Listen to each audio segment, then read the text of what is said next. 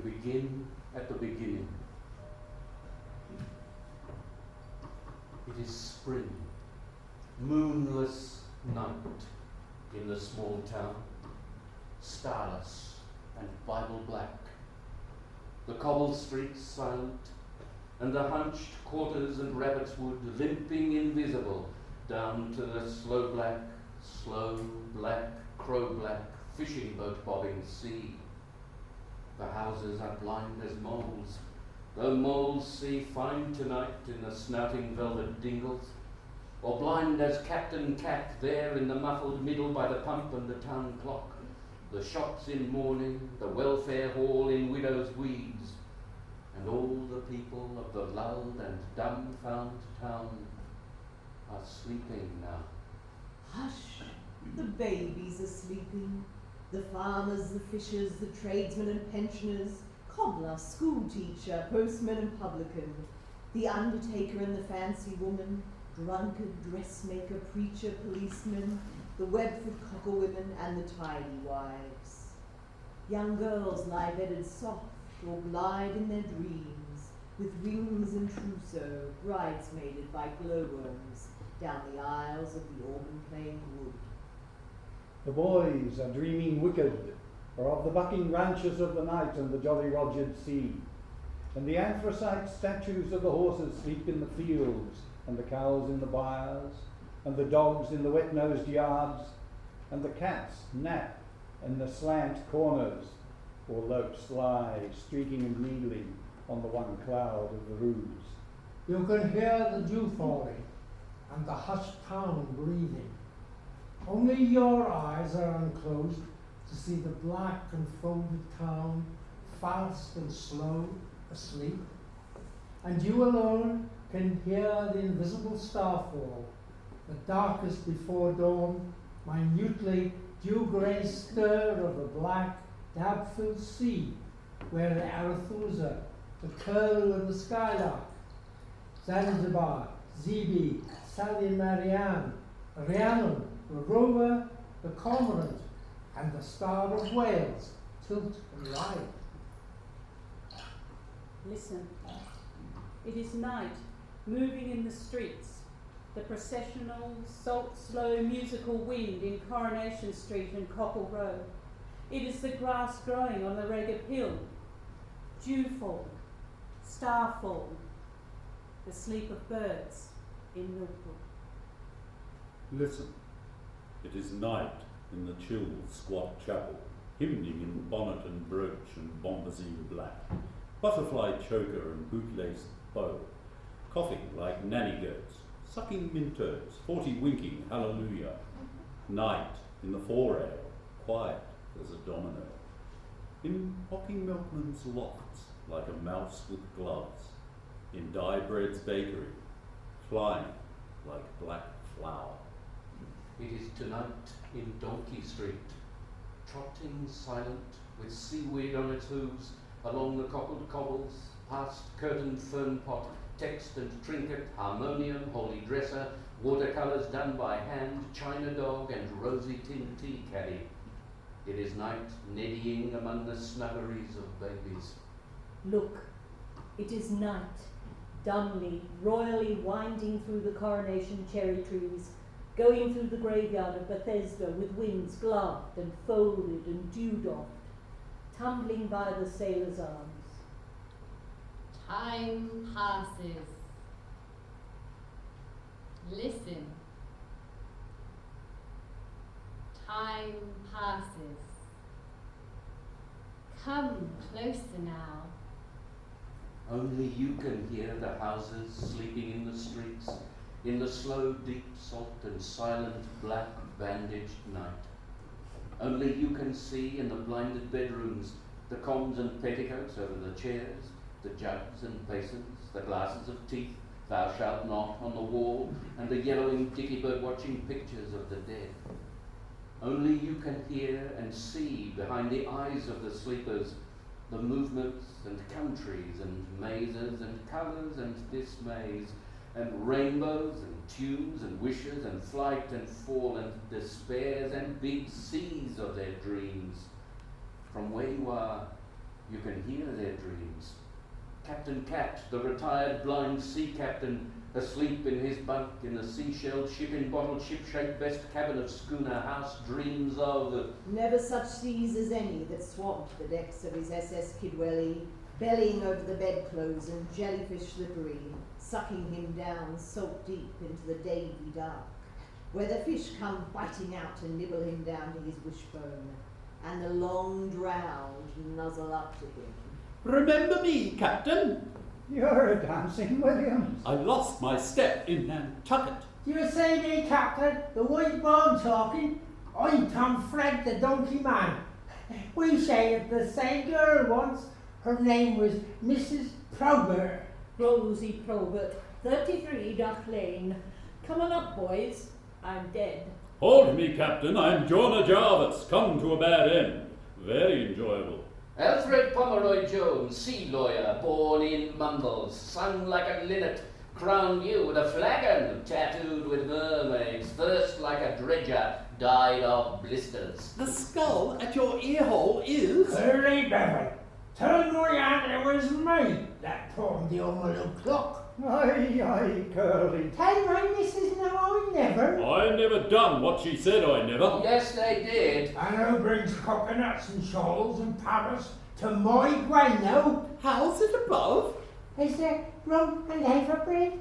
Bosoms and robins, Concertinas, Ebenezer's bell? biting and onions, And sparrows and daisies? tiddlers in a jam jar, buttermilk and whippets, Rockabye baby? washing on the line. And old girls in the snug? How's the tenors in dull lights? who milks the cows in Mace Gwyn? When she smiles, is there dimples? What's the smell of parsley? Oh, my dead dears. From where you are, you can hear in Cockle Row in the spring moonless night, Miss Price, dressmaker and sweet shop keeper, dream of Her lover, tall as the town clock tower, Sansom syrup gold maned, whacking thighed and piping hot, thunderbolt based and barnacle breasted, flailing up the cockles with his eyes like blow lamps, and scooping low over her lonely, loving, hot water bottle body. M'Funwy Price. Mr. Mogg Edwards! I am a draper mad with love. I love you more than all the flannelette and calico, candlewick, dimity, crash and merino, tussore, cretonne, crepon, muslin, poplin, ticking and twill in the whole cloth hall of the world. I have come to take you away to my emporium on the hill, where the change hums on wires. Throw away your little bed socks and your Welsh wool knitted jacket. I will warm the sheets like an electric toaster. I will lie by your side like the Sunday roast. I will knit you a wallet of forget-me-not blue for the money to be comfy. I will warm your heart by the fire so that you can slip it in under your vest when the shop is closed. M'Funwy, before the mice gnaw at your bottom drawer, will you say... Yes, Mogg! Yes, Mogg! Yes! Yes! Yes! And all the bells of the tills of the town shall ring for our wedding.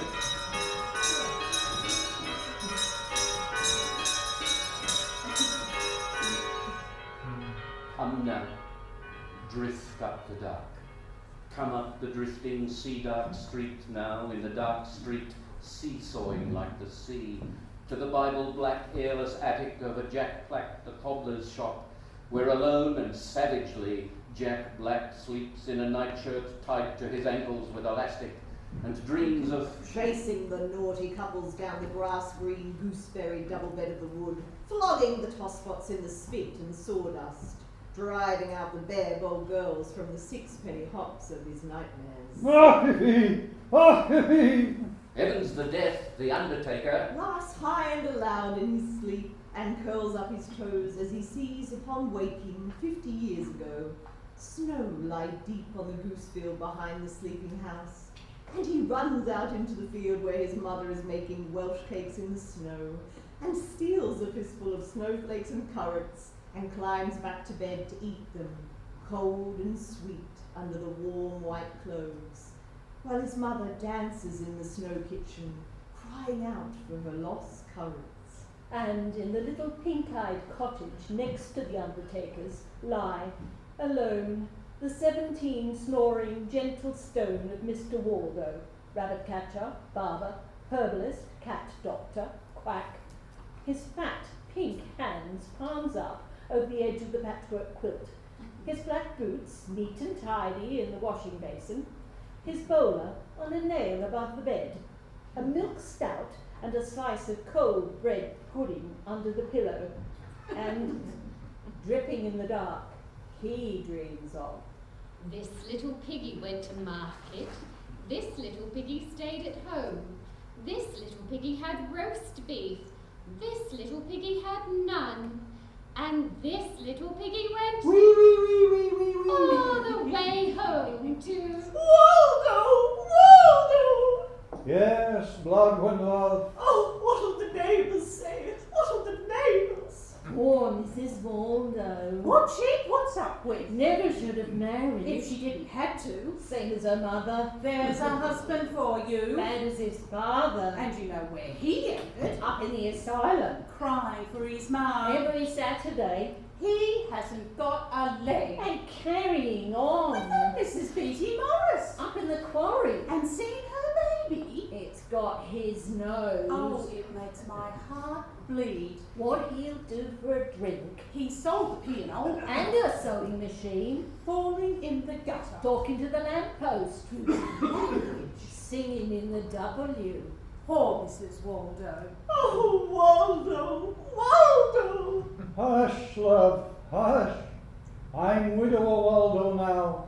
Waldo, Waldo! Yes, how, mum? Oh, what'll the neighbours say? What'll the neighbours say? Black as a chimney. Ringing doorbells, Breaking windows. making mud pies, Stealing currants. talking words, Saw him in the bushes. playing more kins, Send him to bed without any supper. give him cinnapods and lock him in the dark. Off to the reformatory. Off to the reformatory, Learning with a slipper on his BTM. Waldo! Waldo! What are you doing with our Matty? Give us a kiss, Matty Richard. Give us a penny then. I only got 8, Lips is a penny. Will you take this woman, Matty Richards? Dulcie Prothero. Effie Bevan. Lil the glue pot. Mrs. Flusher. Ludwig Bowen. To be your awful wedded wife?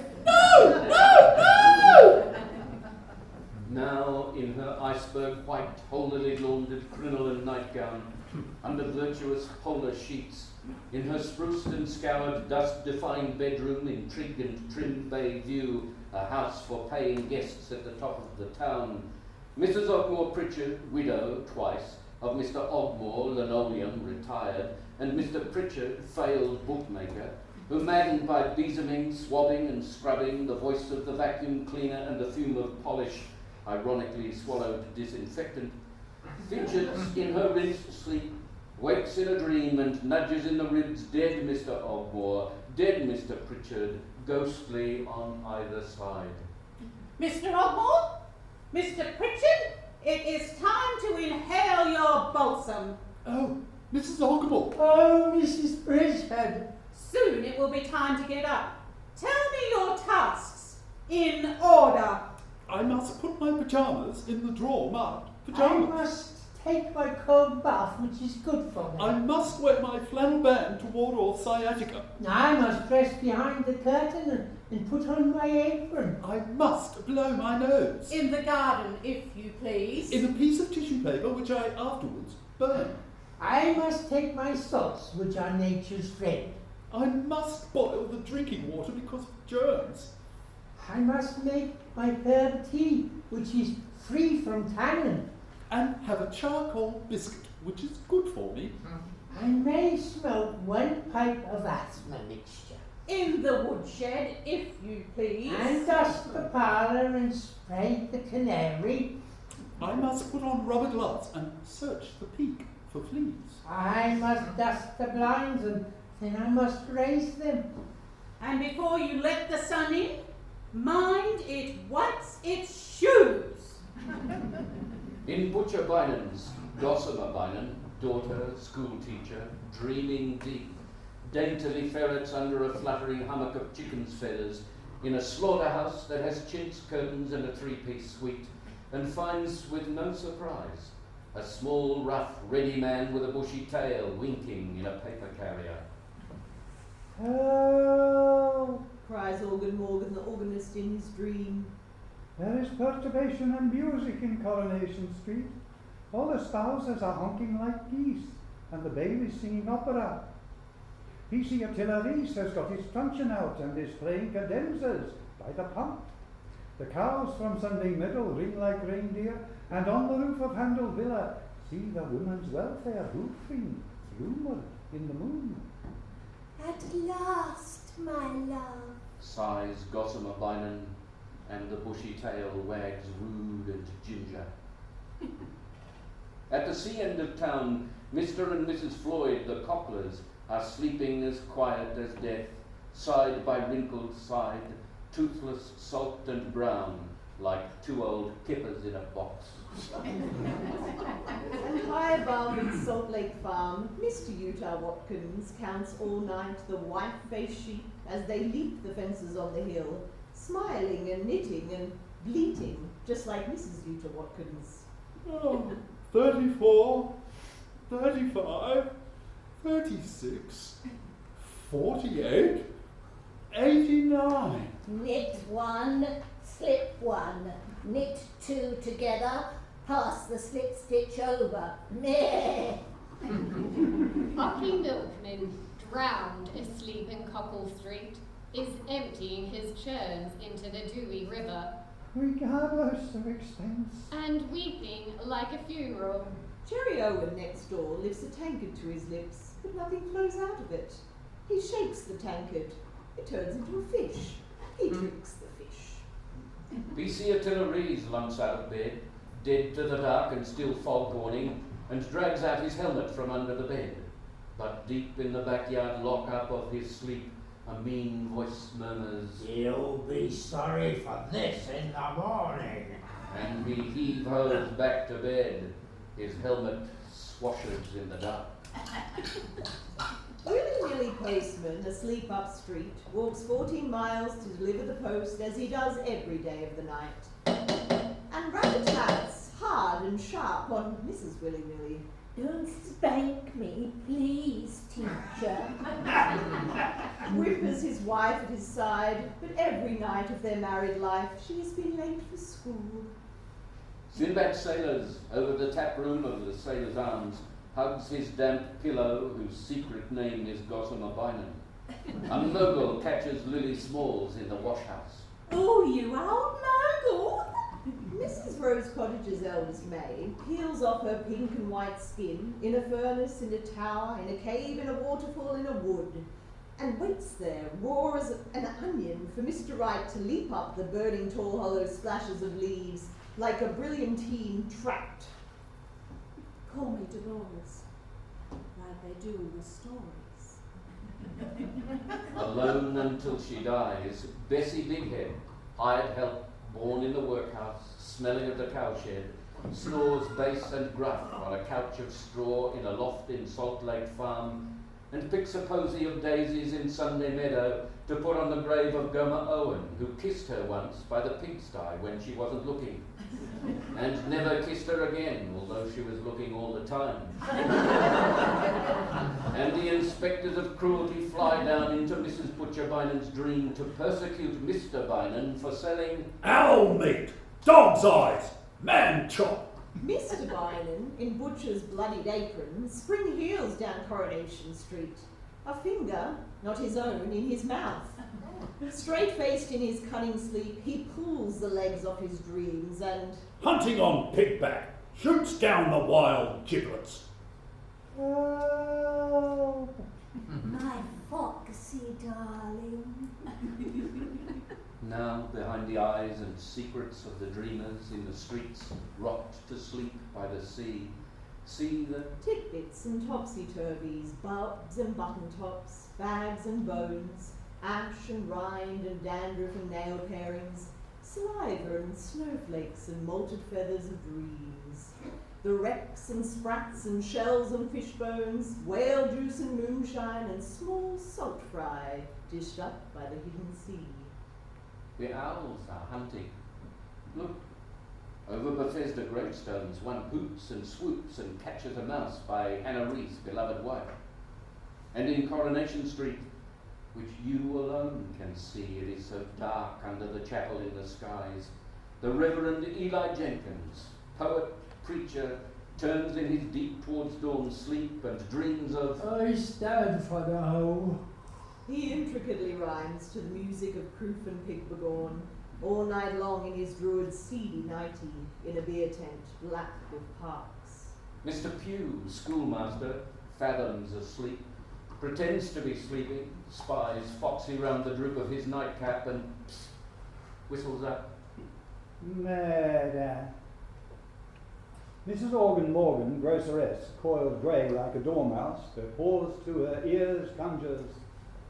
Silence. She sleeps very dulcet in a cove of wool, and trumpeting Organ Morgan at her side, snores no louder than a spider. Mary Ann the sailor's dreams of... The Garden of Eden! She comes in her smock frocks and clogs. Away from the cool scrubbed cobbled kitchen with the Sunday school pictures on the whitewashed wall, and the farmer's almanac hung above the settle, and the sides of bacon on the ceiling hooks, and goes down the cobbled shell paths of that apple pie kitchen garden, ducking under the jippo's clothes pegs, catching her apron on the black currant bushes, past the bean rows and the onion bed and the tomatoes, ripening on the wall, towards the old man, playing the harmonium in the orchard, and sits down on the grass at his side and shells the green peas that grow up through the lap of her frock that brushes the dew. In Donkey Street, so furred with sleep, Diebread, Polygata, No Good Boyo, and Lord Cutglass sigh before the dawn that is about to be, and dream of... Turkish girls. Horizontal. Babies. Nothing. Tick tock, tick tock, tick tock, tick tock. Time passes. Listen. Time passes. An owl flies home past Bethesda to a chapel in an oak, and the dawn inches up. Stand on this hill. This is Lorego Hill, old as the hills, high, cool and green, and from this small circle of stones, made not by druids but by Mrs. Bynum's Billy, you can see all the town below you sleeping in the first of the dawn. You can hear the lovesick wood pigeons mooning in bed. A dog barks in his sleep, farmyards away. The town ripples like a lake in the waking haze. Less than 500 souls inhabit the 3 quaint streets and the few narrow by-lanes and scattered farmsteads that constitute this small, decaying watering place, which may indeed be called a backwater of life, without disrespect to its natives, who possess to this day a salty individuality of their own. The main street, Coronation Street, consists for the most part of humble, 2-storied houses, many of which attempt to achieve some measure of gaiety by prinking themselves out in crude colours and by the liberal use of pinkwash, though there are remaining a few 18th century houses of more pretension, if on the whole in a sad state of disrepair. Though there is little to attract the hill climber, the health seeker, the sportsman, or the week-ending motorist, the contemplative may, if sufficiently attracted to spare it some leisurely hours, find in its cobbled streets and its little fishing harbour, in its several curious customs, and in the conversation of its local characters, some of that picturesque sense of the past so frequently lacking in towns and villages which have kept more abreast of the times. The River Dewey is said to abound in trout, but is much poached. The one place of worship, with its neglected graveyard, is of no architectural interest.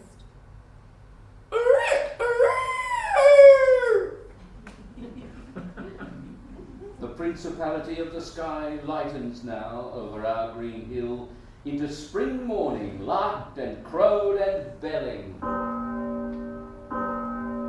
Who pulls the town hall bell rope but blind Captain Cat? One by one the sleepers are wrung out of sleep this one morning as every morning. And soon you shall see the chimneys slow up-flying snow, as Captain Cat, in sailor's cap and sea boots, announces today with his loud get-out-of-bed bell.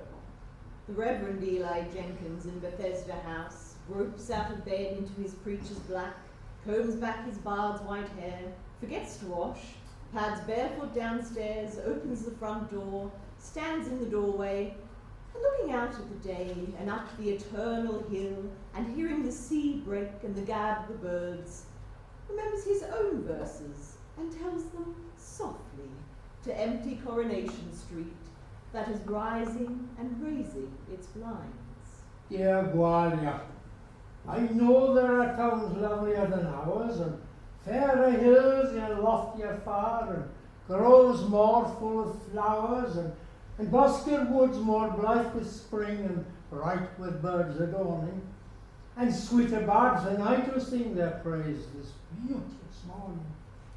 By Carder Idris tempest torn, or Moral Whitford's glory, Carnet Thwillen beauty born, Llywelyn old in story. By mountains where King Arthur dreams, by Penmalmawr defiant, the Rigapill a molehill seems, a pygmy to a giant. By swords Senni, Duvedi, Edo Eden Alador, tough and towery, broad and free, Lieutenant with its waterfall. Ploughing Clavow daily store, Eli Willie Ogler Ned, small is our river doyle lord, a baby on a rushy bed. By Carrickillen, king of time, our heron head is only a bit of stone with seaweed spread where gulls come to be lonely. A tiny dingle is Milkwood, by Golden Grove near Gronga. But let me choose, and oh, I should live all my life and longer to stroll among our trees and stray in Guscog Lane or Donkey Down, and hear the Dewey sing all day, and never leave the town. The Reverend Jenkins closes the front door. His morning service is over. Now, woken at last by the out-of-bed sleepyhead, Polly put the kettle on town hall bell. Lily Smalls, Mrs. Bynum's treasure, comes downstairs from a dream of royalty, who all night long went larking with her, full of sauce in the milkwood dark, and puts the kettle on the Primus ring in Mrs. Bynum's kitchen, and looks at herself in Mr. Bynum's shaving glass over the sink, and sees... Oh, there's a face. Where'd you get that hair from? Got from an old tomcat. Well, give it back then, love. Oh, there's a perm. Where'd you get that nose from, Lily? Got it from my father, silly. You've got it on upside down. Oh, there's a conch. Look at your complexion. Well, no, you look. Needs a bit of makeup. Needs a veil. Oh, there's glamour. Where'd you get that smile, Lil? Never you mind, girl. Nobody loves you. That's what you think. Who is it loves you? Shan't tell. Come on, Lily. Cross your heart then. Cross my heart. And very softly, her lips almost touching her reflection, she breathes the name and clouds the shaving glass. Lily? Yes, Mum. Where's my tea, girl? Oh, where do you think? In the cat box. Coming up, Mum. Mr. Pugh in the schoolhouse opposite takes up the morning tea to Mrs. Pugh and whispers on the stairs. Here's your arsenic, dear, and your weed killer biscuit. I've throttled your parakeet. I've spat in the vases. I've put cheese in the mouse holes. Here's your nice tea, dear. Too much sugar. You haven't tasted it yet, dear. Well, too much milk, then. Has Mr. Jenkins said his poetry? Yes, dear. Well, it's time to get up. Give me my glasses. No, not my reading glasses. I want to look out. I want to see. Lily smalls the treasure down on her red knees, washing the front step. She's tucked her dress in her bloomers. Oh, the baggage! These sea artilleries, ox-broad, barge-booted, stamping out of handcuff house in a heavy beef red huff, black-browed under his damp helmet. He's going to arrest Polly Garter, mark my words. What for, my dear? For having babies. And lumbering down towards the Strand to see that the sea is still there. Mary and the sailors, opening her bedroom window above the tap room and calling out to the heavens, I'm 85 years, 3 months and a day! Ha ha! I will say this for her. She never makes a mistake. Morgan at his bedroom window playing chords on the sill to the morning fishwife gulls, who, heckling over Donkey Street, observe, Me, dye bread, hurrying to the bakery, putting in my shirt tails, buttoning my waistcoat. Oh, ping goes a button. Oh, why can't they sew them? No time for breakfast, nothing for breakfast. Oh, there's wives for you. Me, Mrs. Dyebread, one Captain Shalden, now old corset, nice to be comfy, nice to be nice, clogging on the cobbles, stir up a neighbour. Oh, Mrs. Sarah, can you spare a loaf, love? Oh, Dyebread forgot the bread. There's a lovely morning. How's your boils this morning? Isn't that good news now? It's a change to sit down. Mrs. Sarah. Me, Mrs. Dyebread too, gypsy to kill in a silky scarlet petticoat above my knees. Dirty, pretty knees. See my body through my petticoat, brown as a berry. High-heeled shoes, with one heel missing. Tortoiseshell comb in my bright black slinky hair. Nothing else at all, but a dab of scent. Lolling gaudy at the doorway. Tell your fortune in the tea leaves. Scowling at the sunshine. Lighting up my pipe.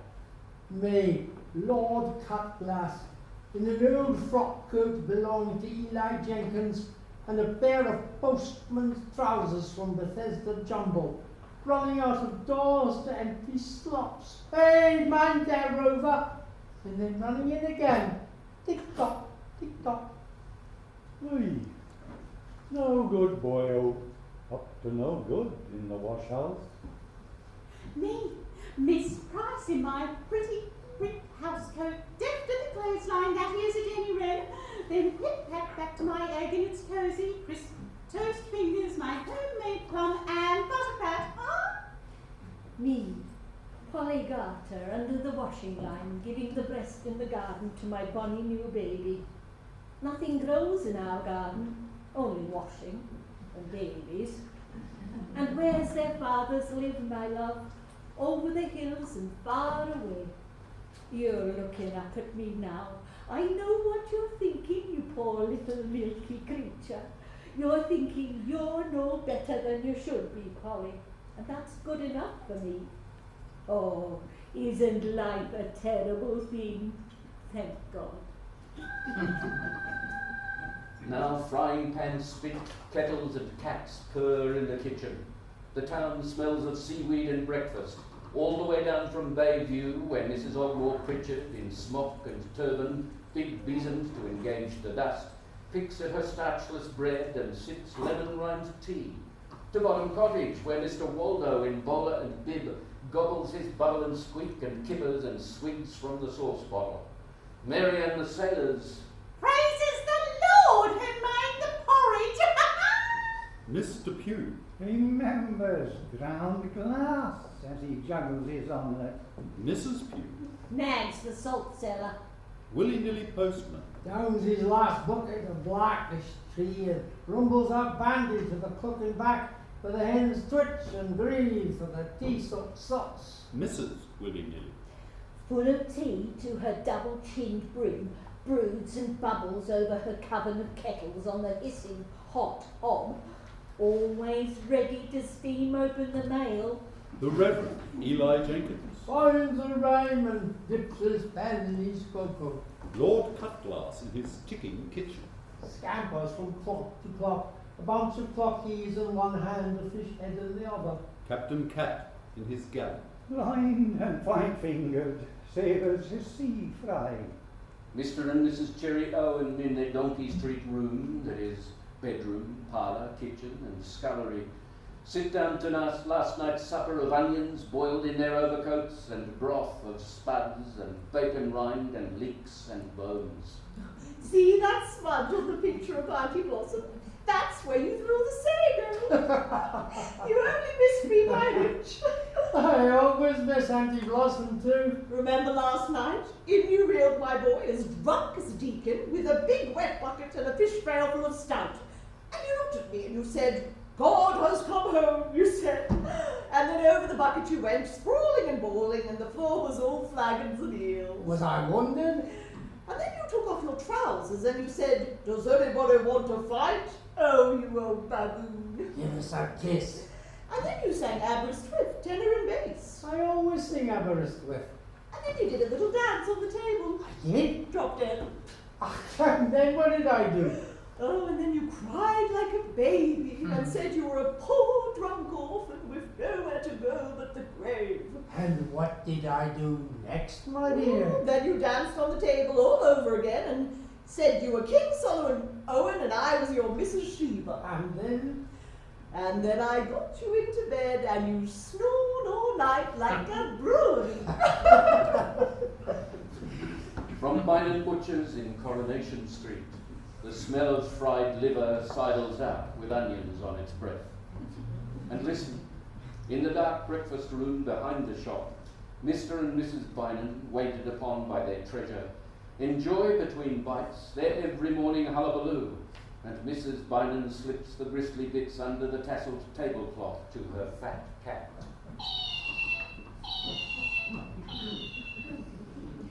She likes the liver, then. She ought to do, Bess. It's her brother's. Yes, Mum. We're eating pusscat. Yes, Mum. Oh, you cat butcher. It was doctored, mind. What's that got to do with it? Yesterday we had mole. Oh, Lily, Lily. Monday, otter. Tuesday, shrews.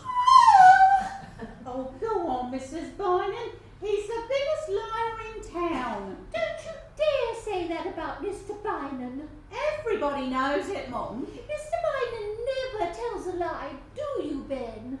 No, Bess. And now I'm going out after the corgis with my little cleaver. Lily, Lily.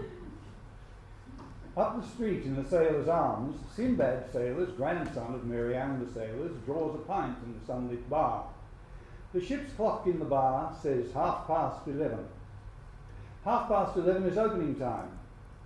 The hands of the clock have stayed still at 11:30 for 50 years. It is always opening time in the Sailor's Arms. Here's to me, Sinbad.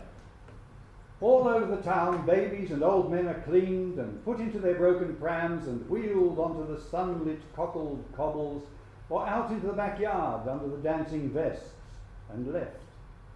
A baby cries. I want my pipe, and he wants his bottle. Noses are white, heads picked, hair combed, paws scrubbed, ears boxed, and the children shrilled off to school. Fishermen grumble to their nets. No good boyo goes out in the dinghy Zanzibar, ships the oars, drifts slowly in the dab-filled bay, and lying on his back in the unbaled water, among crabs' legs and tangled lines, looks up at the spring sky. I don't know who's up there. And I don't care. He turns his head and looks up at Lorego Hill and sees among green lathered trees the white houses of the strewn away farms, where farm boys whistle, dogs shout, cows low, but all too far away for him or you to hear. And in the town the shops squeak open. Mr. Edwards, in butterfly collar and straw hat at the doorway of Manchester House, measures with his eye the dawdlers by for striped flannel shirts and shrouds and flowery blouses, and bellows to himself in the darkness behind his eye, I love Miss Price. Syrup is sold in the post office. A car drives to market full of fowls and a farmer. Milk churns stand at Coronation Corner like short silver policemen, and sitting at the open window of Schooner House, blind Captain Cat hears all the mourning of the town.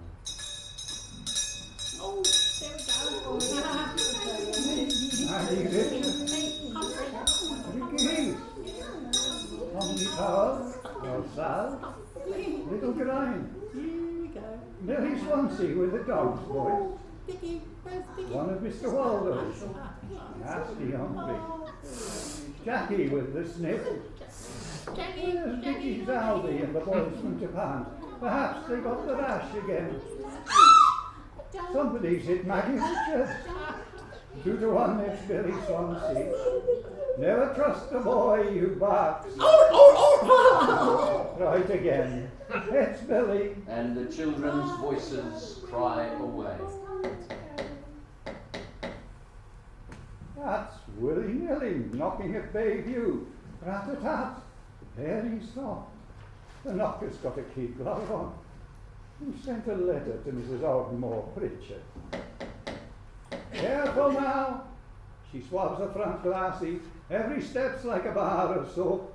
Mind your size 12s. That old Bessie would beeswax the lawn to make the birds slip. Morning, Mrs. Ogmore Pritchard. Good morning, postman. Here's a letter for you with stamped and addressed envelope enclosed, all the way from Buell Wells. A gentleman wants to study birds and can he have accommodation for 2 weeks and a bath vegetarian? No. You wouldn't know he was in the house, Mrs. Ogmore Pritchard. He'd be out in the morning at the back of dawn with his bag of breadcrumbs and his little telescope. And come home at all hours covered with feathers. I don't want persons in my nice clean rooms breathing all over the chairs. Cross my heart, he won't breathe. And putting their feet on my carpets and sneezing on my china and sleeping in my sheets. A young lady wants a single bed, Mrs. Ogmore Pritchard. And back she goes to the kitchen to polish the potatoes. Captain Cat hears willy-nilly's feet heavy on the distant cobbles. 1, 2, 3, 4, 5. That's Mrs. Rowe's cottage. What's today? Today she gets the letter from her sister in Goslat. How's the twins' teeth? He's stopping at schoolhouse. Morning, Mrs. Pugh. Mrs. Ogmore Pritchard won't have a gentleman in from Buell Wells because he'll sleep in her sheets. Mrs. Rose Cottage's sister and Gordon's twins have got to have them out. Give me the parcel. This is not for you, Mrs. Pugh, it's for Mr. Pugh. Never mind. What's inside it? A book called Lives of the Great Poisoners. That's Manchester House. Morning, Mr. Edwards. Very small news. Mrs. Ogmore Pritchard won't have birds in the house, and Mr. Pugh's bought a book now on how to do in Mrs. Pugh. Have you got a letter from her? Miss Price loves you with all her heart. Smelling of lavender today. She's down to the last of the elderflower wine, but the quince jam's bearing up, and she's knitting roses on the doilies. Last week, she sold 3 jars of boiled sweets, pound of humbugs, half a box of jelly babies, and 6 coloured photographs of Laredo. Yours forever. Then 21 kisses. Oh, willy-nilly, she's a ruby. Here's my letter.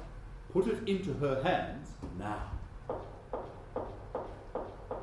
Mr. Waldo hurrying to the sailor's arms. pint of stout with an egg in it. There's a letter for him. It's another paternity summons, Mr. Waldo. The quick footsteps hurry on along the cobbles and up the 3 steps to the Sailor's Arms. Quick, Sinbad, pint of stout and no egg in. People are moving now up and down the cobbled streets. All the women are out this morning in the sun. You can tell it's spring. There goes Mrs. Cherry. You can tell her by her trotters. Off she trots, new as a daisy. Who's that talking by the pump? Mrs. Floyd and Boyle talking flatfish. What can you talk about flatfish? That's Mrs. Diebread-1 waltzing up the street like a jelly. Every time she shakes, it slap, slap, slap. Who's that? Mrs. Butcher Bynum with her pet black cat. It follows her everywhere, meow and all. There goes Mrs. 23, important. The sun gets up and goes down in her dewlap. When she shuts her eyes, it's night. High heels now, in the morning too. Mrs. Rose Cottage's eldest maid, 17 and never been kissed, oh. Going young and milking under my window to the field with the nanny goats. She reminds me all the way. Can't hear what the women are gabbing around the pump. Same as ever.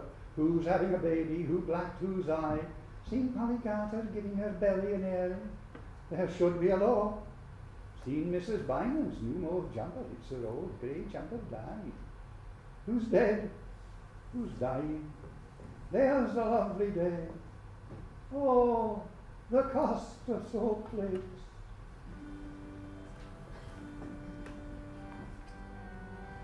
Morgan's at it early. You can tell it's spring. And he hears the noise of milk cans. Lucky milkman on his round. I will say this, his milk's as fresh as the dew. Ah, dew it is. Snuffle on Knocky watering the town. Somebody's coming. Now the voices round the pump can see somebody coming. Hush. There's a hush. You can tell by the noise of the hush. It's Polly Garter. Hello, Polly. Who's there? Me, love. That's Polly Garter. Hello, Polly, my love. Can you hear the dung goose hiss of the wives as they huddle and peck or flounce at a waddle away? Who cuddled you when? Which of their gandering hubbies moaned in Milkwood for your naughty mothering arms and burnt you like a wardrobe, love? Scrub the floors of the welfare hall for the Mothers' Union social dance. Your one mother won't wriggle her roly-poly bum or pat her fat little buttery feet in that wedding ring holy tonight. Or the waltzing breadwinner snatched from the cosy smoke of the Sailor's Arms will grizzle and mow. Too late, cock. Too late. For the town's half over with its mourning. The morning's busy as bees. There's the clip-clop of horses on the sun-honeyed cobbles of the humming streets, hammering of horseshoes, gobble, quack and cackle, com-tick, twitter from the bird-ants' boughs, braying on donkey down. Bread is baking, pigs are grunting, chop goes the butcher, milk churns bell, tills ring, sheep cough, dogs shout, swords sing. Oh, the spring whinny and morning move from the clog-dancing farms. The gulls gab and rattle on the bobbing river and sea, and the cockles bubbling in the sand, scamper of sanderlings, curlew cry, crow caw, pigeon coo, croc strike, bull bellow, and the ragged gabble of the beer garden school as the women scratch and babble in Mrs. Organ Morgan's general shop, where everything is sold. Custard, buckets, henna, rat traps, shrimp nets, sugar, stamps, confetti, paraffin, hatchets, whistles. Mrs. Ogmore Pritchard? La-di-da. Got a man in Boothwell's? And he got a little telescope to look at birds. He nearly said. Remember her first husband? He didn't need a telescope. He looked at them undressing through the keyhole. And he used to shout, "Tally-ho!" But Mr. Ogmore was a proper gentleman. Or even though he hanged his collie. See, Mrs. Butcher Bynum? She said Butcher Bynum put dogs in the mincer. Go on, he's pulling her leg. Now don't you dare tell her that, there's a dear. Or she'll think he's trying to pull it off and eat it. There's a nasty lot live here when you come to think. Look at no good boyo now. Too lazy to wipe his snout. And going out fishing every day, and all he ever brought back was a Mrs. Samuels. Been in the water a week. And look at Ocky Milkman's wife that nobody's ever seen. He keeps her in the cupboard with the empties. And think of Di Bread with 2 wives. One for the daytime, one for the night. Men are brutes on the quiet. And how's Organ Morgan, Mrs. Morgan? You look dead beat. It's organ all the time with him.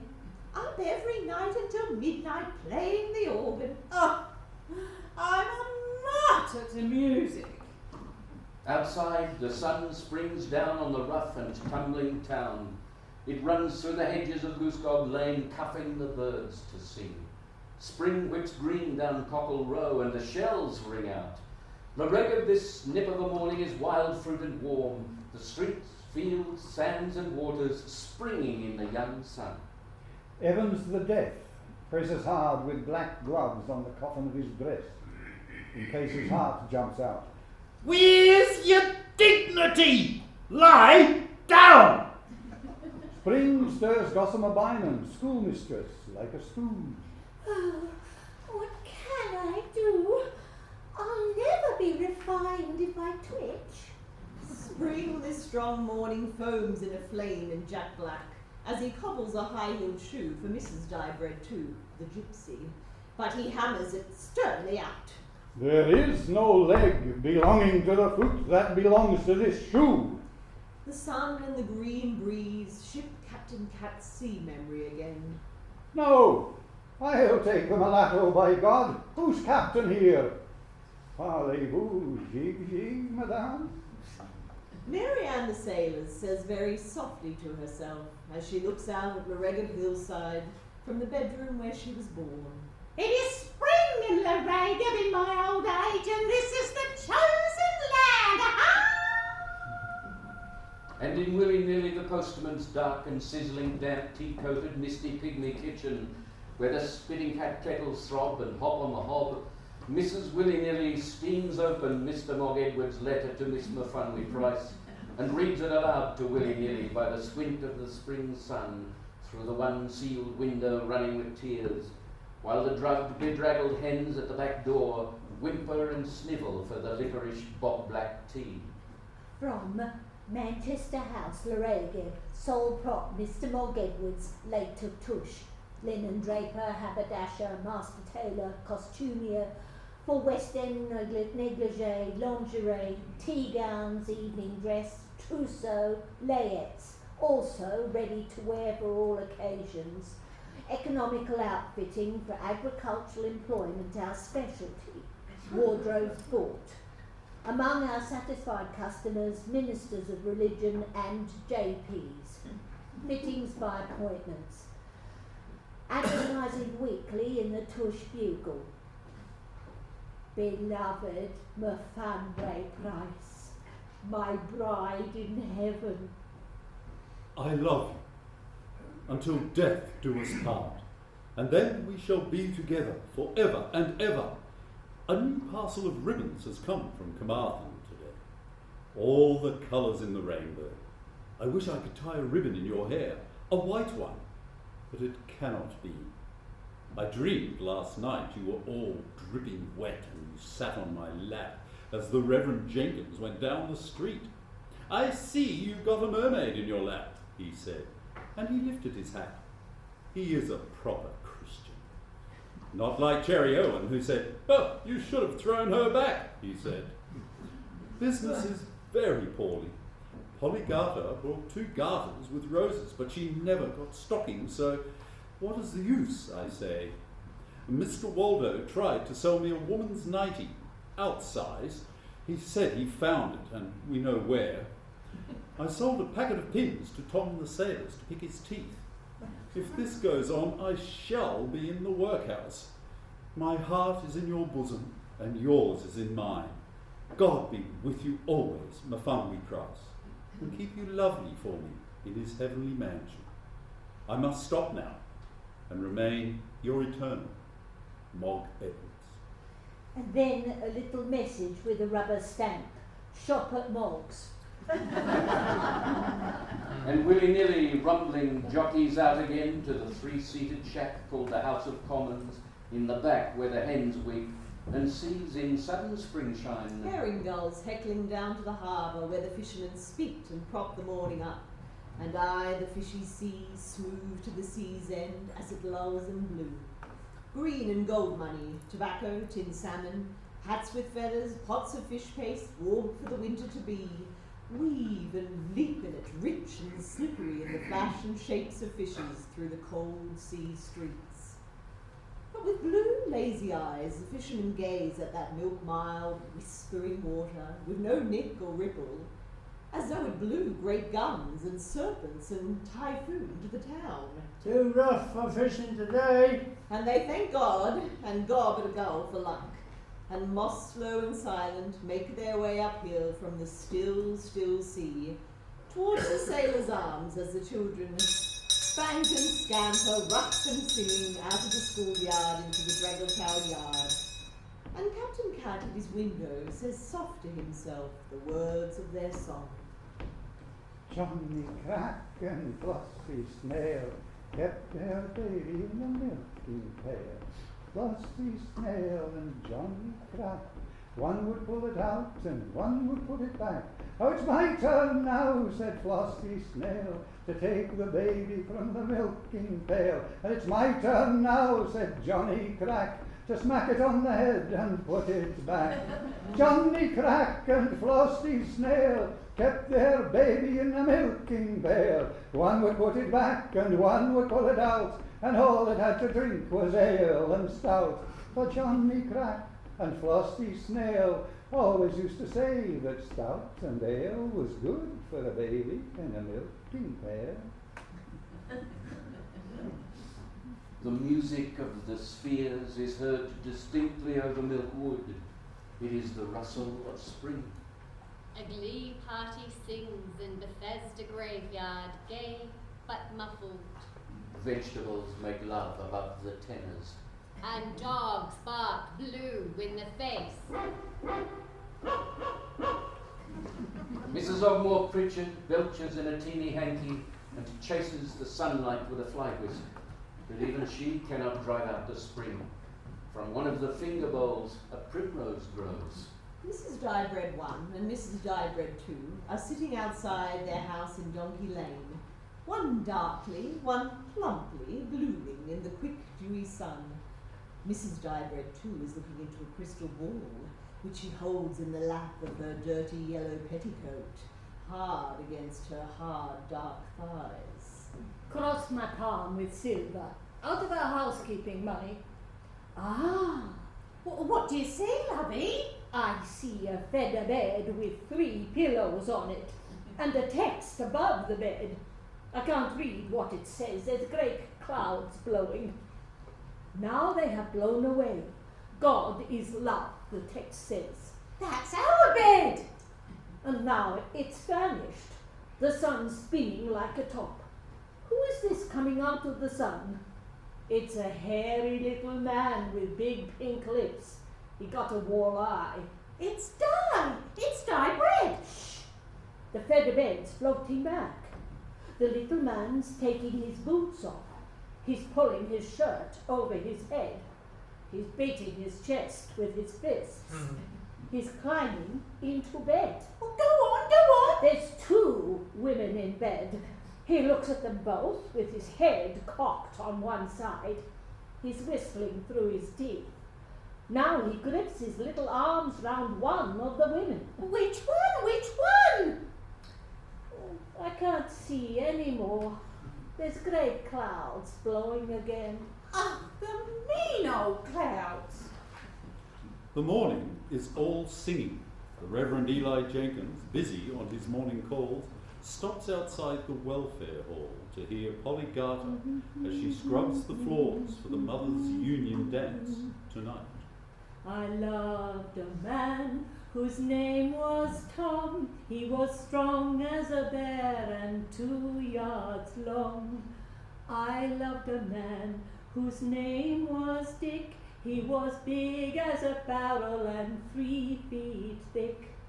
And I loved a man whose name was Harry, 6 feet tall and sweet as a cherry. But the one I loved best, awake or asleep, was little Willie Wee, and he's 6 feet deep. Oh, Tom, Dick and Harry were 3 fine men, and I'll never have such loving again. But little Willie Wee, who took me on his knee, little Willie Wee was the man for me. Now men from every parish round run after me and roll me on the ground. But whenever I love another man back, Johnny from the hill or Sailing Jack, I always think as they do what they please of Tom, Dick and Harry, who were tall as trees. And most I think when I'm by their side of little Willie Wee, who drowned and died.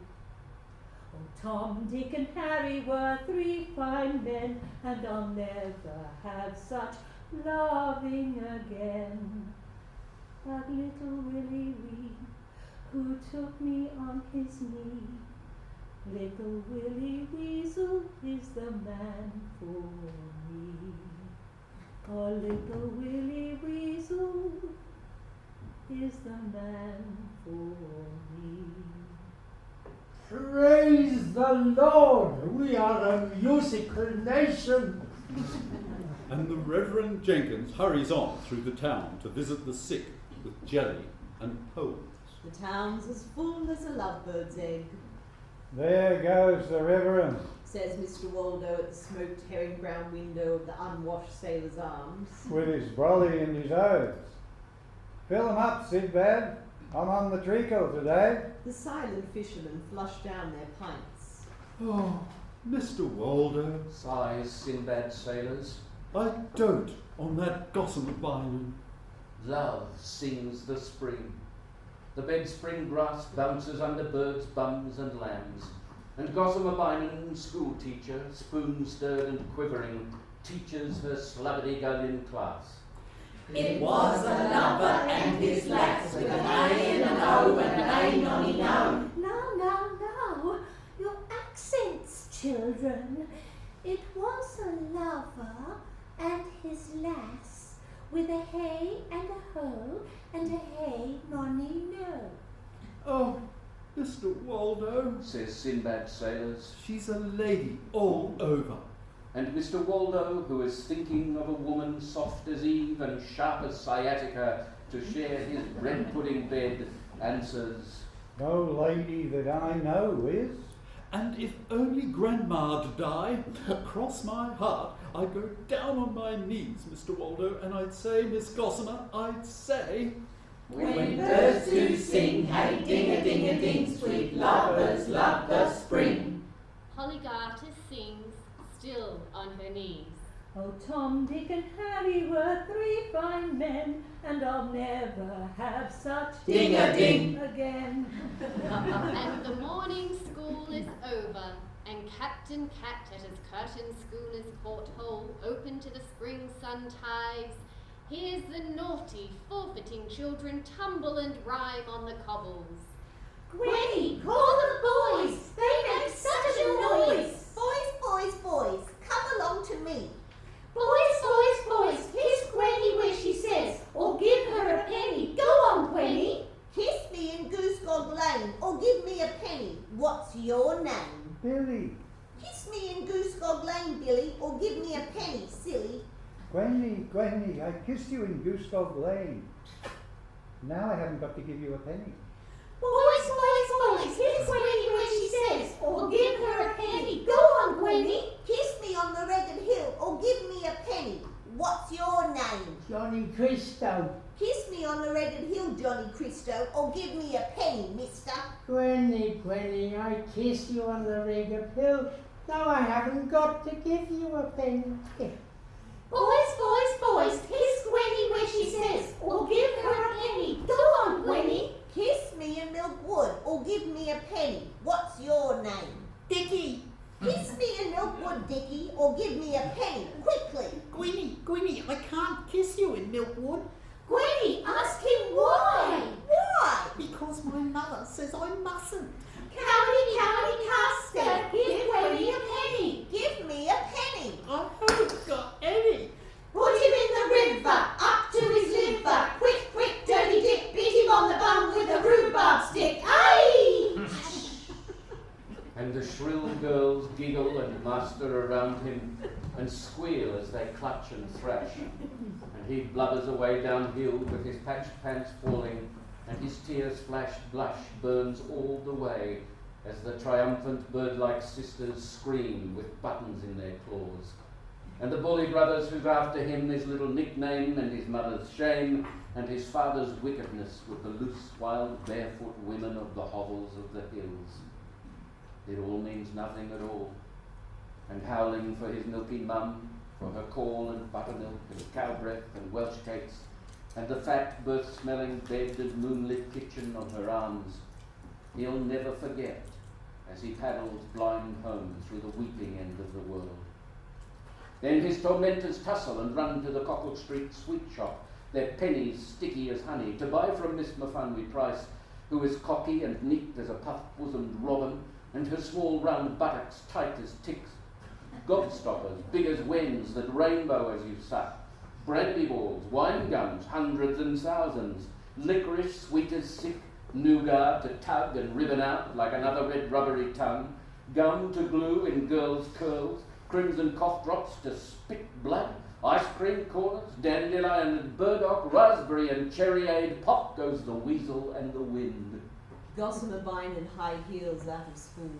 The sun hums down through the cotton flowers of her dress into the bell of her heart, and buzzes in the honey there, and couches and kisses, lazy loving and boozed, in her red berried breast. Eyes run from the trees and the windows of the street, steaming gossamer, and strip her to the nipples and the bees. She blazes naked past the sailor's arms, the only woman on the diamond earth. Sinbad's sailors places on her thighs, still dew damp from the first man-growing cockgrow garden, his reverent goat-bearded hands. I don't care if he is common, She whispers to her salad-day deep self. I want to gobble him up. I don't care if he does drop his H's. She tells the stripped and mother of the world, big-beamed and eve-hipped spring of herself. So long as he's all cucumber and hooves. Sinbad Sailors watches her go by, demure and proud and schoolmarm in her crisp flower dress and sun-defying hat, with never a look or lilt or wriggle, the butcher's unmelting ice-maiden daughter veiled forever from the hungry hug of his eyes. Oh, Gossamer Bynum, why are you so proud? He grieves to his Guinness. Oh, beautiful, beautiful Gossamer Bee. I wish that you were for me. I wish you were not so educated.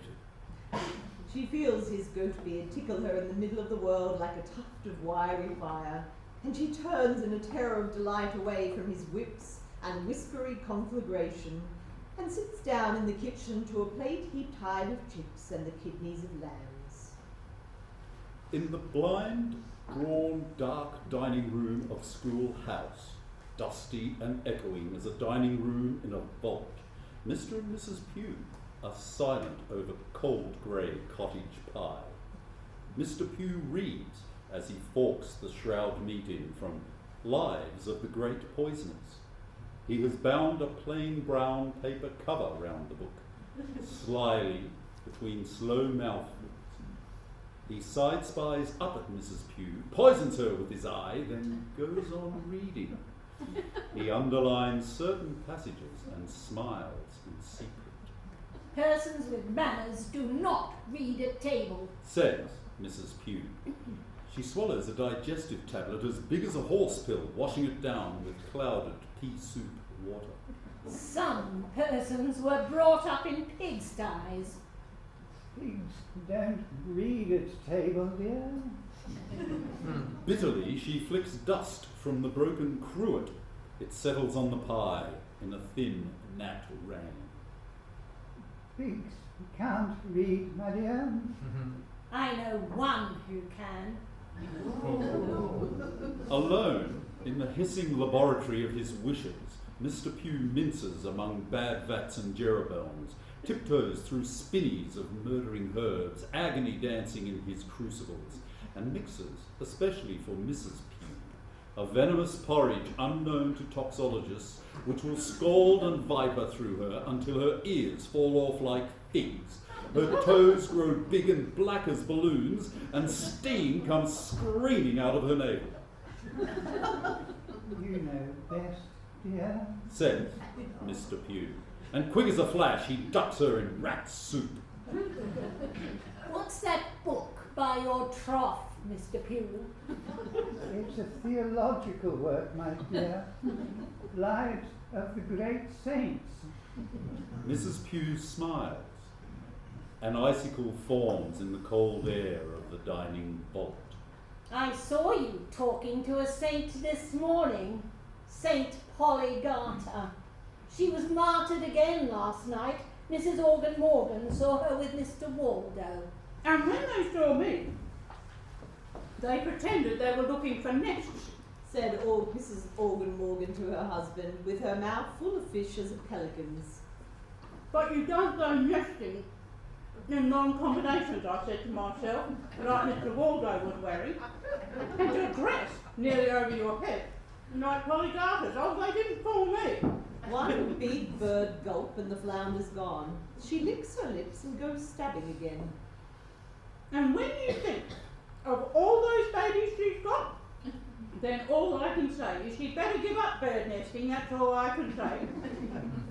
It isn't the right kind of hobby at all for a woman who can't say no, even to midgets. Remember Tom Spit? He wasn't any bigger than a baby, and he gave her two. But they're two nice boys, I will say that, Fred Spit and Arthur. Sometimes I like Fred best, and sometimes I like Arthur. Who do you like best? Organ? Oh, Bach, without any doubt. Bach every time for me. Organ Morgan, you haven't been listening to a word I said. It's organ, all the time with you. And she bursts into tears, and in the middle of her salty howling, nimbly spears a small flatfish and pelicans at whole. And then Palestrina. Says Organ Morgan. Lord Cutglass, in his kitchen full of thyme, squats down alone to a dog dish marked Fido of peppery fish scraps, and listens to the voices of his 66 clocks, one for each year of his loony age, and watches with love their black and white moony lad-lit faces tocking the earth away. Slow clocks, quick clocks, pendulum heart knocks, china, alarm, grandfather, cuckoo, clocks shaped like Noah's wearing ark, clocks that bicker in marble ships, clocks in the wombs of glass women, hourglass chinas, to wit to woo clocks, clocks that pluck tunes, Vesuvius clocks, all black bells and lava, Niagara clocks that cataract their ticks, old-time weeping clocks with ebony beards, clocks with no hands forever drumming out time without ever knowing what time it is. His 66 singers are all set at different hours. Lord Cutglass lives in a house and a life at siege. Any minute or dark day now, the unknown enemy will loot and savage downhill, but they will not catch him napping. 66 different times in his fish slimy kitchen, ping, strike, tick, chime, and pop. The lust and lilt and lather and emerald breeze and crackle of bird praise and body of spring with its breast full of rivering May milk means to that lordly fish-head nibbler nothing but another nearness to the tribes and navies of the last black day, who'll sear and pillage down Armageddon Hill to his double-locked, rusty-shuttered, tick-tock, dust-scrabbled shack at the bottom of a town that has fallen head over bells in love. And I'll never have such loving again. Pretty Polly hums and longs. Now when farmers' boys on the first fair day come down from the hills to drink and be gay, before the sun sinks I'll lie there in their arms, for they're good bad boys from the lonely farms. But I always think as we tumble into bed of little Willie Wee, who is dead, dead, dead. The sunny, slow, lulling afternoon yawns and moons through the dozy town. The sea lolls, laps, and idles in, with fishes sleeping in its lap. The meadows, still as Sunday, the shut-eyed tasseled bulls, the goat and daisy dingles nap happy and lazy. The dumb duck ponds snooze, clouds sag and pillow on the Regab Hill. Pigs grunt in the wet wallow bath and smile as they snort and dream. They dream of the acorn swill of the world, the rooting for pig fruit, the bagpipe dugs of the mother sow, the squeal and snuffle of yeses of the women pigs in rut. They mud bask and snout in the pig-loving sun. Their tails curl, they rollick and slobber and snore to deep, smug, after-swill sleep. Donkeys angelically drowse on Donkey Down. Persons with manners, snaps Mrs. Cold Q. do not nod at table. Mr. Q cringes awake. He puts on a soft, soaking smile. It is sad and grey under his nicotine, egg-yellow, weeping wool rust Victorian moustache, worn thick and long in memory of Dr. Crippen. You should wait until you retire to your sty, says Mrs. Q, sweet as a razor. His fawning, measly quarter smile freezes. Sly and silent, he foxes into his chemist's den, and there in a hiss and prussic circle of cauldrons and phials brimful with pox and the Black Death, cooks up a fricassee of deadly nightshade, nicotine, hot frogs, cyanide, and bat spit for his needling, stalactite hag and bed nag of a poker-backed nutcracker wife. I beg your pardon, my dear. He murmurs with a wheedle. Captain Cat, at his window thrown wide to the sun and the clifford seas he sailed long ago when his eyes were blue and bright, slumbers and voyages, earringed and rolling, I love you, Rosie Probert, tattooed on his belly. He brawls with broken bottles in the fug and babel of the dark dock bars, roves with a herd of short and good-time cows in every naughty port, and twines and souses with the drowned and lousy-breasted dead. He weeps as he sleeps and sails. One voice of all he remembers most dearly as his dream buckets down. Lazy early Rosie with the flaxen thatch, whom he shared with Tom Fred the donkey man and many another seaman, clearly and near to him speaks from the bedroom of her dust. In that gulf and haven, fleets by the dozen have anchored for that little heaven of the night. But she speaks to Captain Napping Cat alone. Mrs. Probert, From Duck Lane, Jack, quack twice and ask for Rosie. is the one love of his sea life that was sardined with women. What seas did you see, Tom Cat, in your sailoring days long, long ago? What sea beasts were in the wavery green when you were my master? I'll tell you the truth.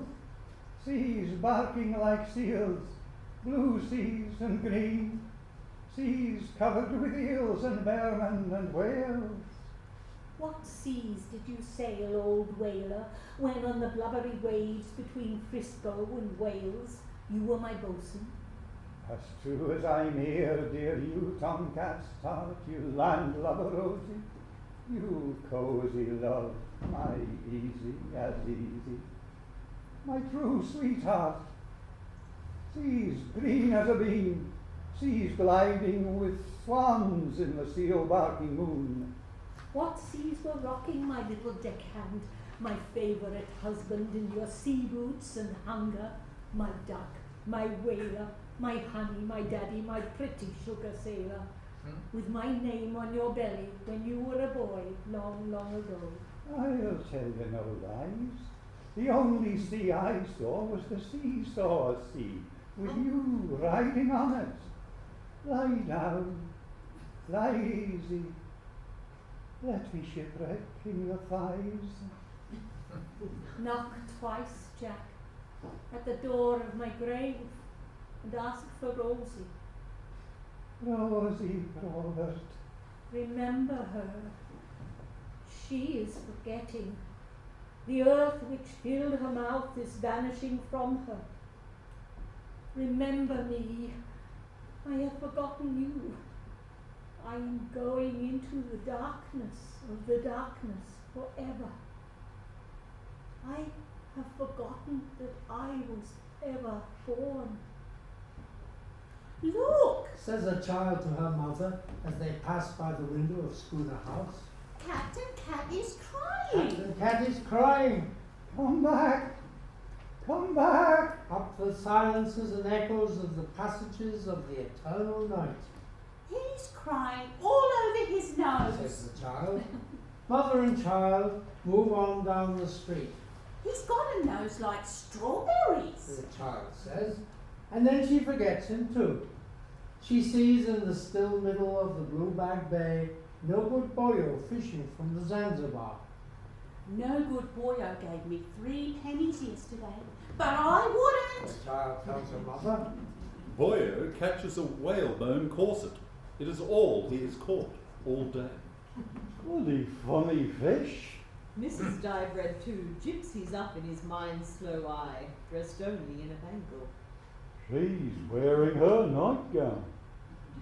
Would you like this nice wet corset, Mrs. Dive too? No, I won't.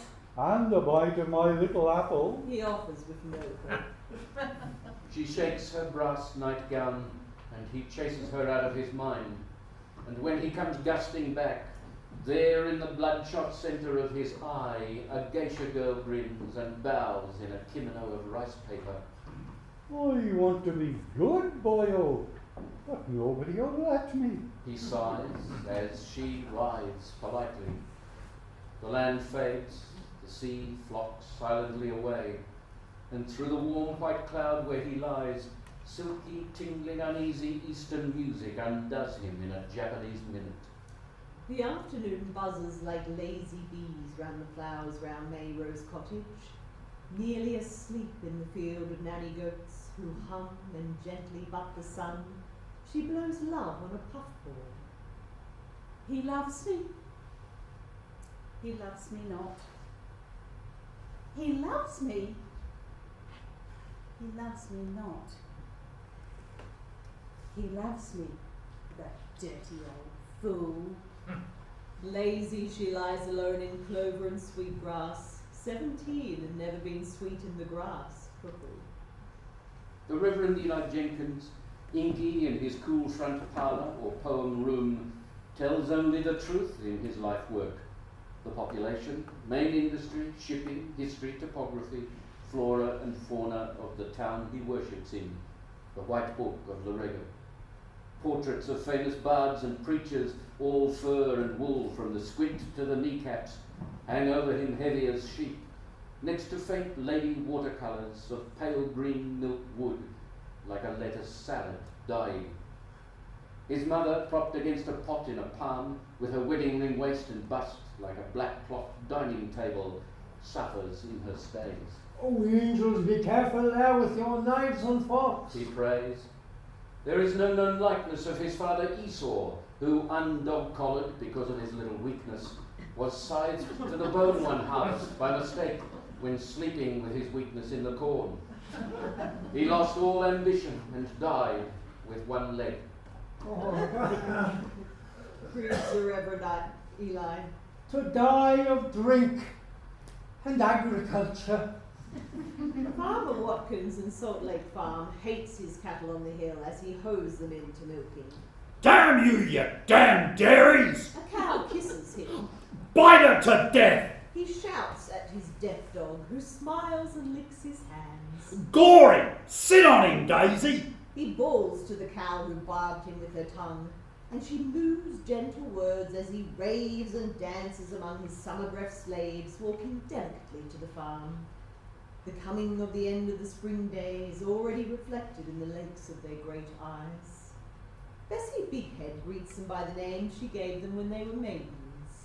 Peg, Meg, Buttercup, Moll, Fan from the Castle, Theodosia, and Daisy. They bow their heads.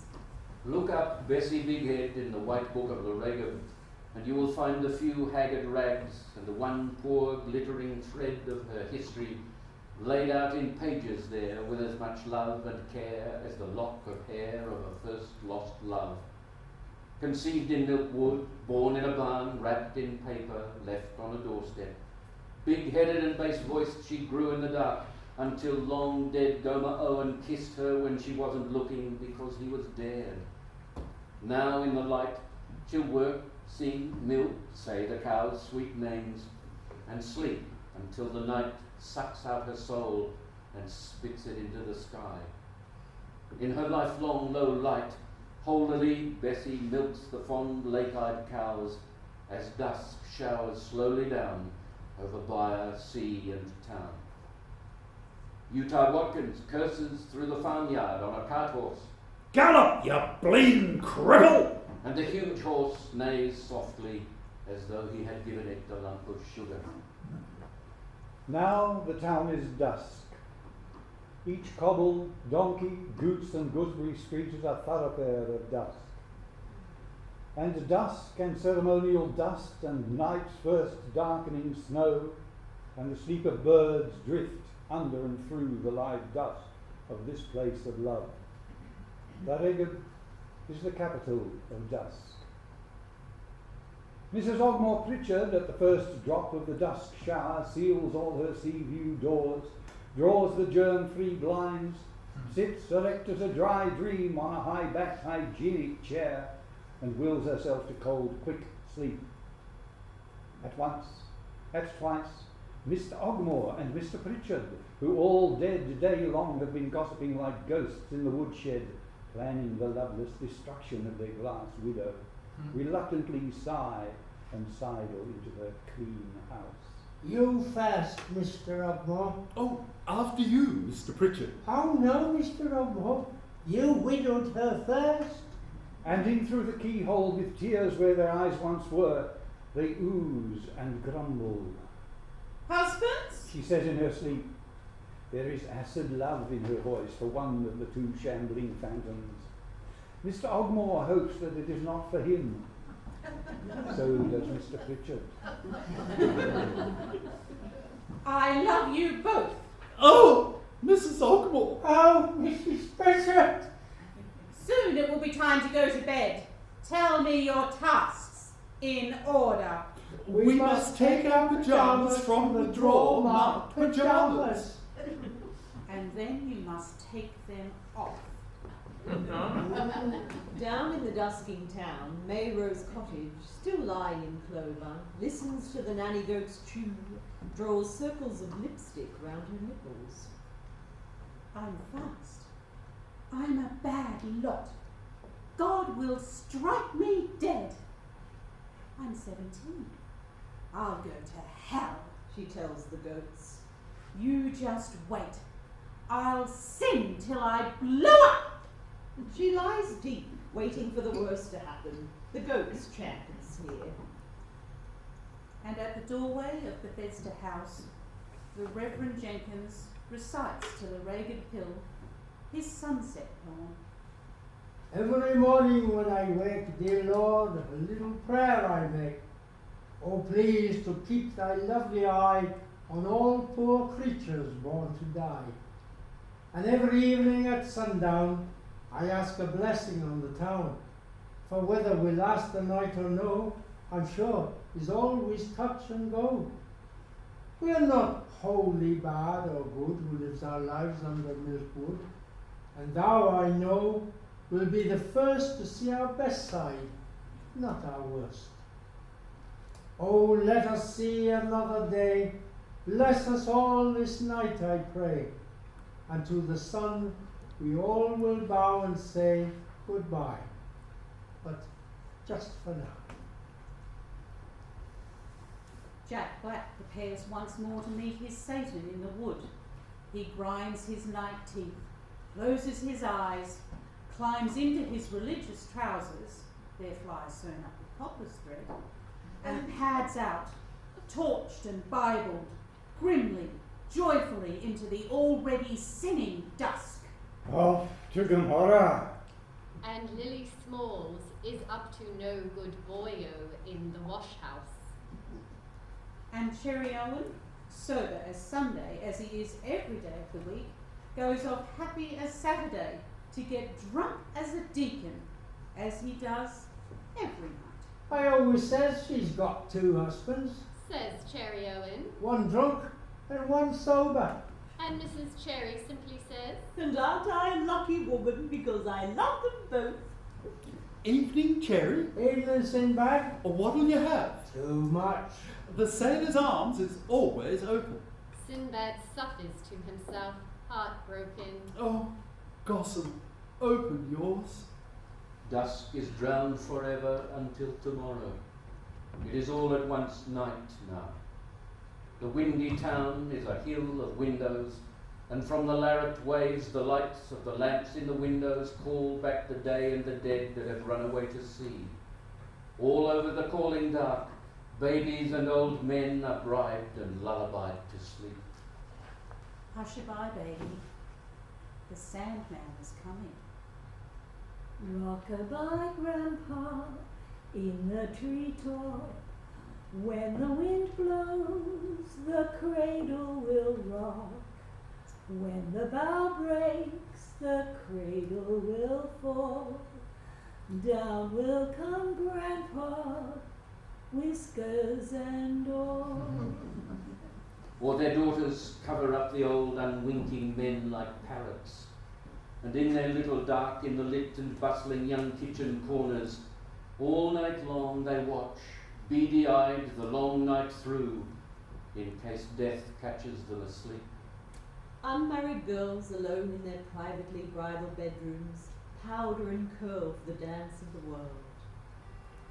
They make in front of their looking glasses haughty or come-hithering faces for the young men in the street outside, at the lamp-lit leaning corners, who wait in that all-at-once wind to woof and whistle. The drinkers in the Sailor's Arms drink to the failure of the dance. Down with the waltzing and the skipping. Dancing isn't natural. Righteously, says Cherry Owen, who has just downed 17 pints of flat, warm, thin Welsh bitter beer. A farmer's lantern glimmers, a spark on the ragged hillside. The Ragged Hill, writes the Reverend Jenkins in his poem room, that mystic tumulus, the memorial of peoples that dwelt in the region of Lorega before the Celts left the land of summer, and where the old wizards made themselves a wife out of flowers. Mr. Waldo, in his corner of the Sailor's Arms, sings. In Pembroke City, when I was young, I lived by the castle quay.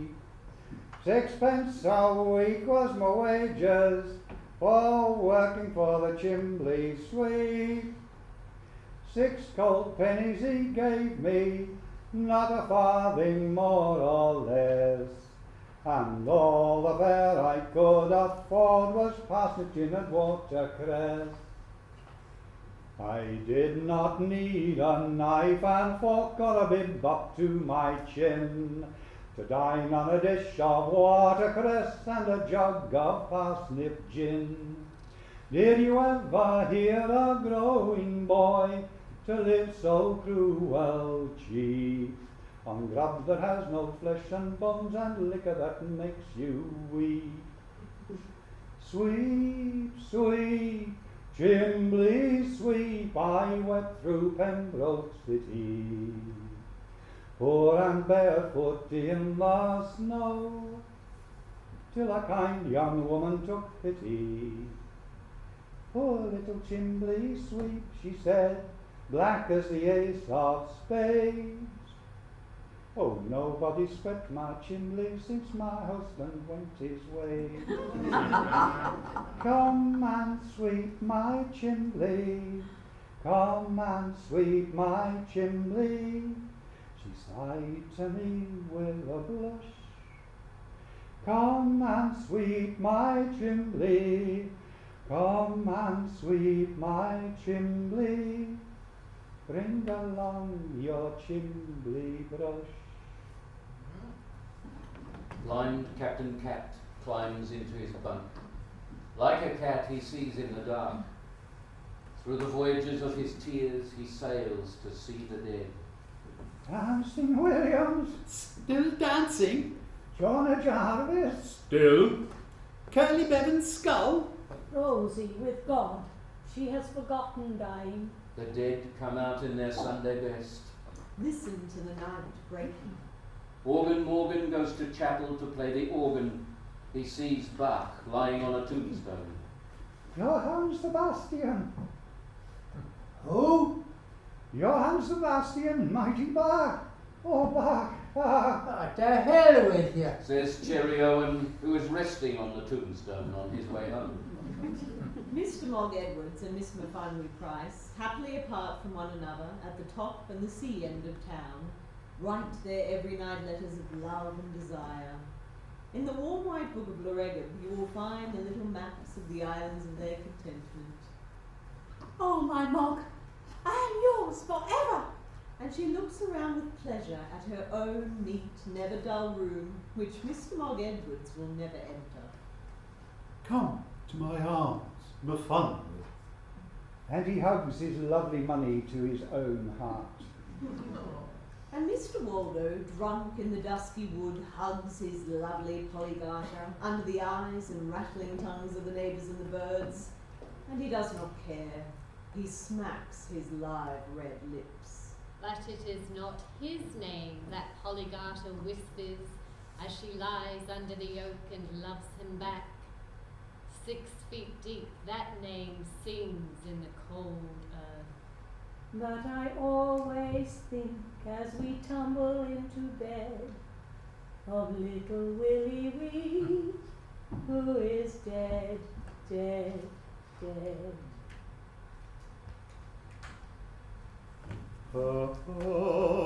My Victor Rome Mafunry, und Glen with Lagadi on The thin night darkens.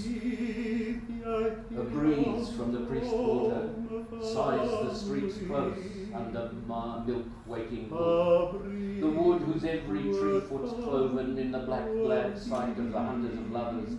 There is a God-built garden to Marianne the sailors, who knows there is heaven on earth, and the chosen people of his kind fire in Loregum's land. That is the fair day farmhands wantoning, ignorant chapel of bright beds. And to the Reverend Eli Jenkins, a green-leaved sermon on the innocence of men. The suddenly wind-shaven wood springs awake for the second dark time this one spring day.